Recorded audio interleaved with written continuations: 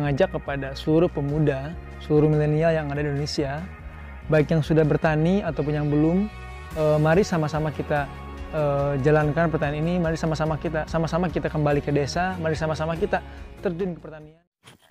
Assalamualaikum warahmatullahi wabarakatuh.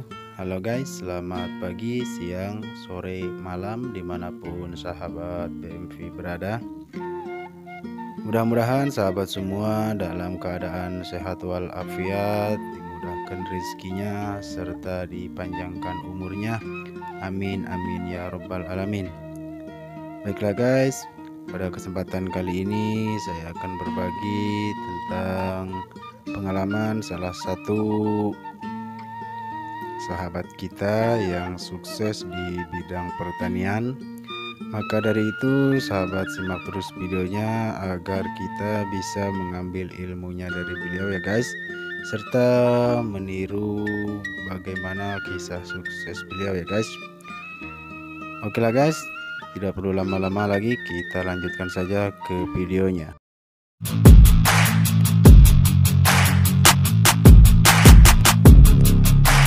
Assalamualaikum warahmatullahi wabarakatuh. Perkenalkan, nama saya Iqbal Habibi. Saya petani muda Sukabumi, tepatnya di Desa Margaluyu, Kecamatan Sukaraja, Kabupaten Sukabumi. Saat ini saya berfokus pada budidaya hortikultura sampai ke pemasaran hortikultura. Artinya pertanian yang saya jalankan ini terintegrasi mulai dari hulu sampai ke hilir. Dan alhamdulillah hari ini kami sudah membentuk sebuah korporasi pertanian, yaitu Koperasi Tani bernama Tani Mandiri Sejahtera atau Tamara Agropam. Koperasi Tani Mandiri Sejahtera ini merupakan koperasi produsen pertanian yang tepatnya berada di Kecamatan Sukaraja, Kabupaten Sukabumi, yang alhamdulillah sudah tersebar di 7 desa Kecamatan Sukaraja. Alhamdulillah saat ini kami memiliki lahan seluas 25 hektar dan tersebar di daerah tersebut. Alasan saya menjadi petani, pertama karena saya merupakan anak dari seorang petani dan lahir, tumbuh dan besar di keluarga petani, kemudian hidup di lingkungan pertanian, dan kemudian saya pun pendidikan S1 Agribisnis di Universitas Juanda Bogor, Fakultas Pertanian, dan karena hal tersebutlah membuat saya terpanggil untuk kemudian mengembangkan pertanian dan untuk memajukan bangsa ini lewat pertanian. Saya menjalankan usaha pertanian ini sejak tahun 2018, dimulai dari lahan sedikit, kemudian berkembang, saya kembangin dari mulai lahan-lahan orang tua, kemudian saya berani menyewa lahan sekitar, dan alhamdulillah lahan yang saya garap saat ini sekitar 2 hektar dan alhamdulillah tergabung pada koperasi tadi seluas 25 hektar. Komoditi yang kami tanam saat ini atau kami produksi saat ini mulai dari cabai-cabean, dari mulai cabai rawit, cabai keriting, kemudian cabai besar, kemudian kita punya tomat, timun, terong ungu, sayuran daun pun kita punya dari mulai sawi putih, sawi hijau, pakcoy. Artinya sayuran-sayuran hortikultura itu yang permintaannya ramai di pasar, kami tanam dan kami produksi. Nah, kemudian untuk pemasaran sayuran kami, alhamdulillah kami sudah tersebar di beberapa pasar, mulai dari pasar tradisional seperti pasar Pasundan Sukabumi, kemudian kita juga masuk ke pasar Tanah Tinggi Tangerang, dan pasar-pasar online seperti Eden Palm, kemudian ada Segari, ada Cari Sayur Bypass Komnas, kemudian kita juga bekerjasama dengan beberapa horeca seperti Tapak Ragam Pangan, kemudian ada Triple S, dan juga beberapa pasar-pasar lain yang kami jejaki. Saat ini produk yang kami pasarkan ini alhamdulillah mulai dari sayuran segar, jelas yang terbanyak sayuran segar. Kemudian kita juga lagi mengembangkan di olahan. Pertama ada aneka sambal. Aneka sambal ini mulai dari cabai hijau, kemudian menggunakan cabai rawit dengan topping yang macam-macam, mulai dari cumi, kemudian ada ikan teri, ada rebon, ada pete. Kemudian untuk cabai bubuk kita lagi ngembangin untuk dibuat bon cabai. Kemudian kita pengen juga ngebuat semacam chili oil yang kemudian bisa dipasarkan ke kayak dimsum seperti itu, Mas. Awal mula kami membuat olahan turunan ini karena kita ngelihat bahwa cabai ini merupakan komoditas yang cukup dapat menyebabkan inflasi ya. Fluktuasinya cukup tinggi, harganya bisa berubah secepat itu. Kemudian juga cabai ini mudah rusak. Nah, kan kalau jual ke pasar itu kayak cabai yang patah, kemudian cabai-cabai yang sudah kecil itu kadang-kadang di pasar susah laku. Nah, itu bisa kita keringkan. Kemudian kalau sambal kita ngelihat bahwa masyarakat Indonesia ini ngelihat sambal ini kayak semacam makanan pokok ya. Jadi itu menjadi peluang usaha bagi kami, menjadi nilai tambah yang dulunya kita jual segar, sebagian kita olah menjadi aneka sambal seperti itu.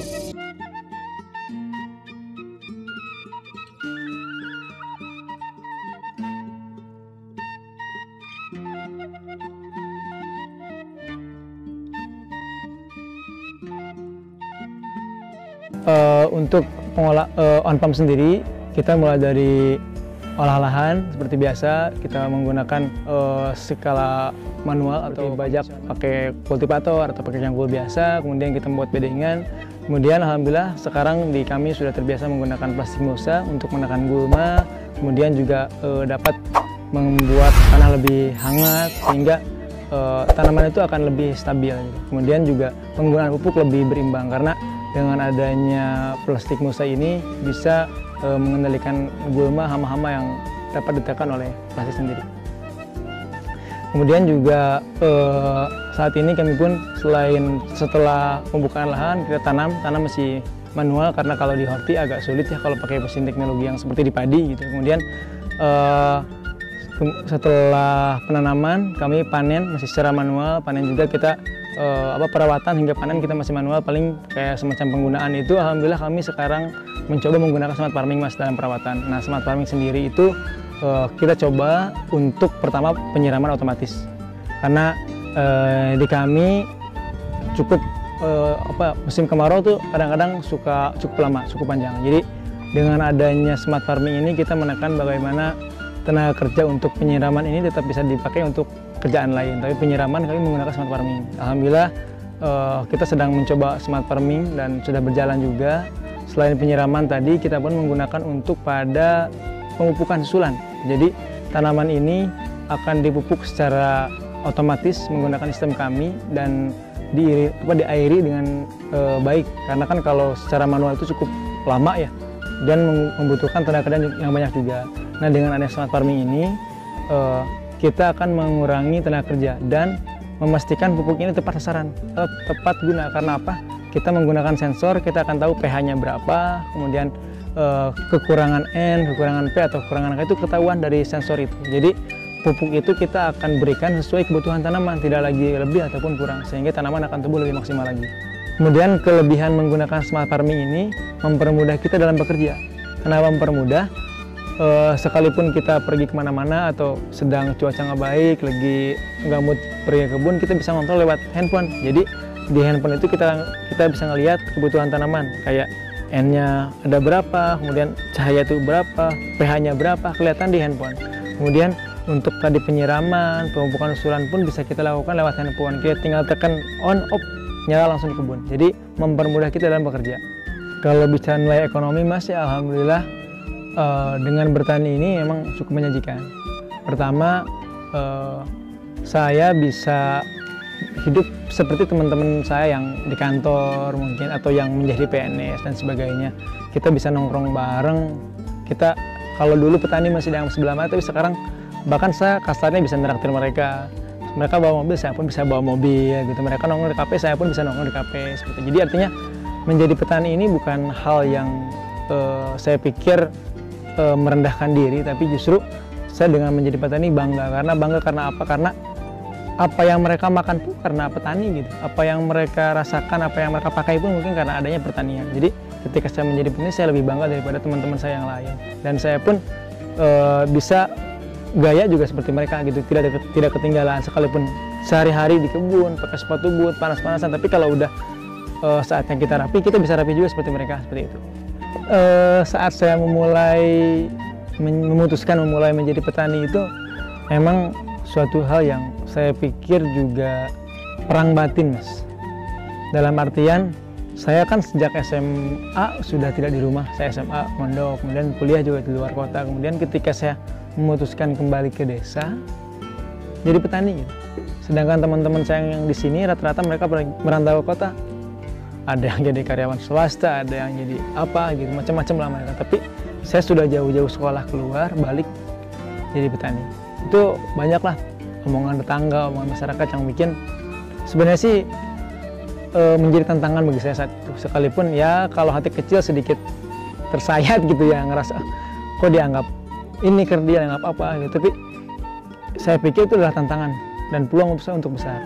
Saya terus berjalan, saya terus menjalani pertanian ini, kemudian orang melihat dan saya bisa membuktikan itu bahwa ketika saya menjadi petani yang beda dengan orang-orang tua dulu. Saya menjadi petani yang beda dengan petani lainnya. Saya bisa memanage secara keuangannya, memanage kebunnya. Kalau dulu orang tua kita atau orang tua saya contohnya tanam itu serempak, tanam langsung musim panen kalau kosong-kosong. Tapi saya dibuat pola tanam, dibuat terapi sehingga masyarakat melihat, oh ternyata kalau dibuat pola tanam itu bisa panen rutin, orang ada yang ngikutin. Oh ternyata saya bisa dapat pasar modern. Akhirnya masyarakat ikut sama kita yang dulunya meremehkan karena saya menjadi petani, tapi sekarang Kang boleh ikut masarin sayurannya nggak, masarin produknya nggak. Artinya kan ini menjadi jawaban ketika omongan orang pada awalnya seperti itu.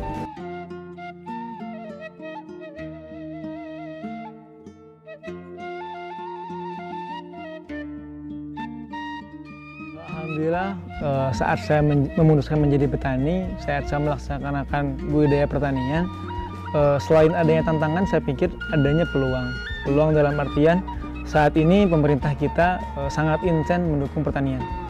Jadi saya pikir ketika saya memutuskan menjadi seorang petani, memutuskan bisnis di bidang pertanian, dan saat ini pemerintah hampir di setiap kementerian berbicara regenerasi petani, berbicara bagaimana pangan Indonesia ke depan, bagaimana pertanian Indonesia ke depan. Itu menjadi golden moment bagi saya dan menjadi peluang untuk saya dapat tumbuh berkolaborasi dengan multi stakeholder, Mas.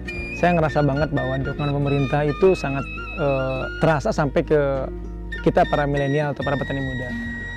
Dengan adanya program YES dari Kementerian Pertanian, kemudian adanya closed loop dari Kementerian Perekonomian, kemudian juga Provinsi Jawa Barat juga punya program petani milenialnya, bahkan sampai ke daerah pun Kabupaten Sukabumi khususnya melalui Dinas Pertaniannya sangat intens terus mendukung kami para milenial untuk terus tumbuh berkembang, dan juga beberapa pemerintahan yang lain lah seperti Bank Indonesia mendukung kami memberi support pasca panen, terus mendorong kami untuk akselerasi pasar yang lebih luas lagi gitu. Dan juga para penyuluh di lapangan yang terus mendampingi kami, penyuluh di lapangan yang terus mendorong kami, mengarahkan kami dan menguatkan kami ketika ada tantangan, ketika ada halangan, sehingga saya ucapkan terima kasih kepada seluruh stakeholder yang terus mendukung kami para milenial untuk terus tumbuh berkembang di dunia pertanian ini. Saya Iqbal Habibi, petani muda Sukabumi, mengajak kepada seluruh pemuda, seluruh milenial yang ada di Indonesia, baik yang sudah bertani ataupun yang belum, mari sama-sama kita jalankan pertanian ini. Mari sama-sama kita kembali ke desa, mari sama-sama kita terjun ke pertanian. Bahwa karena apa? Karena pertanian merupakan salah satu penyangga ekonomi Indonesia, bahwa pertanian merupakan salah satu sosok guru ekonomi, bahwa pertanian merupakan salah satu kekuatan dari bangsa kita. Sehingga jangan pernah kita melupakan pertanian, jangan pernah kita meninggalkan pertanian. Mari sama-sama kita kembali ke desa, kita bangun Indonesia melalui pertanian.